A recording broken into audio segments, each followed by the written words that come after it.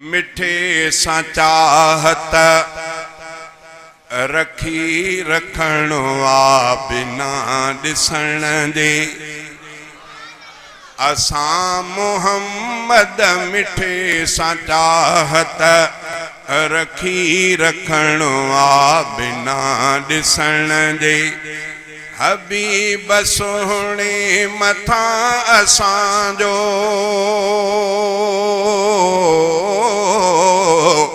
हबीब सोहणे मथा असांजो फिदा थियण आ बिना दिसण जे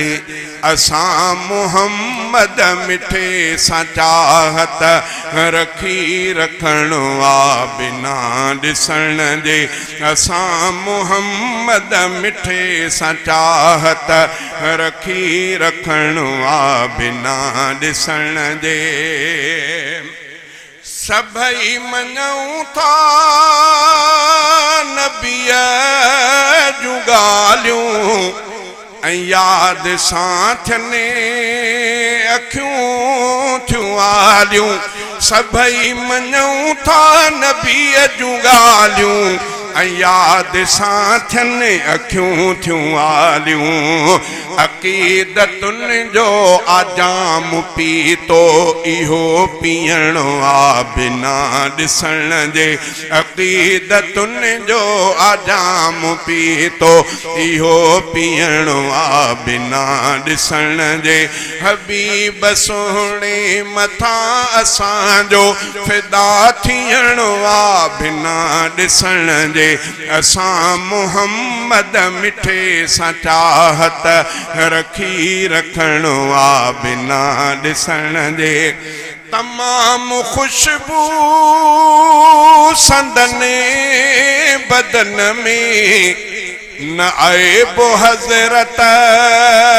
जे आ हुस्न में तमामु खुशबू संदन बदन में न आइबो हज़रत जे आ हुस्न में न चंद्र चोॾींहं जो उन सां पुॼंदो तमामु खुशबू संदन बदन में न आइबो हज़रत जे आ हुस्न में उलमा खां ॿुधो अथव त हिकिड़ी पोड़ी मुस्तफ़ा जो पघर पई मेड़े थी शीशे में बंदि करे अमा पघर छा कंदी चए माण्हू पंहिंजे नियाणियुनि खे मुख़्तलिफ़ मुल्कनि जा अतुर ॾींदा आहिनि मां इमामुल अंबिया जो पंहिंजे नियाणीअ जे ॾाज में पघर रखंदुसि दुनिया में को बि अहिड़ो खुशबू आहे ई कोन जेके इमामुल अंबिया जे पघर में अल्लाह तबारक व तआला खुशबू रखी वरी साईं जन जे खिलकत में को नुक्सो ई आइबो कोन का अन्नक क़द खुलिक़त कमा तशाउ महबूबा अल्लाह तोखे ईअं ठाहियो आहे ॼण त रब खे तूं चवंदो पियो वहीं अल्लाह तोखे उहो ई ठाहींदो पियो तमामु खुशबू संदन बदन में न आइबो हज़रत जे आ हुस्न में तमामु खुशबू संदन बदन में न आइबो हज़रत जे आ हुस्न में न चंद्र चोॾींहं जो उन सां पुॼंदो ही सच चवणो आ बिना ॾिसण जे न चंद्र चोॾींहं जो उन सां पुॼंदो ही सच चवणो आ बिना ॾिसण जे हबीब सोहणे मथा असांजो फिदा थियणो आ बिना ॾिसण जे असां मोहम्मद मिठे सां चाहत रखी रखणो आ बिना ॾिसण जे दुनिया में मोहब्बत बि आहे हलंदी वफ़ा ॾिसण खां न अॻु थींदी दुनिया में मोहब्बत बि आहे हलंदी वफ़ा ॾिसण खां न अॻु थींदी असां नबीअ सां वफ़ा कई आहे असां नबीअ सां वफ़ा कई आहे वफ़ा करणो आहे बिना ॾिसण जे असां नबीअ सां वफ़ा कई वफ़ा करणो आहे बिना ॾिसण जे थिया के कातिब ऐं के सनागर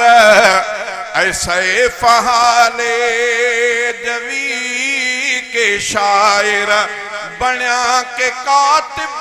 के सनागर ऐसे फहाले जवी के शायर सभई सजण जी सना लिखूं था सभई सजण जी सना लिखूं था सना लिखणो आ बिना ॾिसण जे सभई सजण जी सना लिखूं था सना लिखणो आ बिना ॾिसण जे हबीब सोहणे मथा असांजो फिदा थियणो आ बिना ॾिसण जे असां मोहम्मद मिठे सां चाहत रखी रखणो आ बिना ॾिसण जे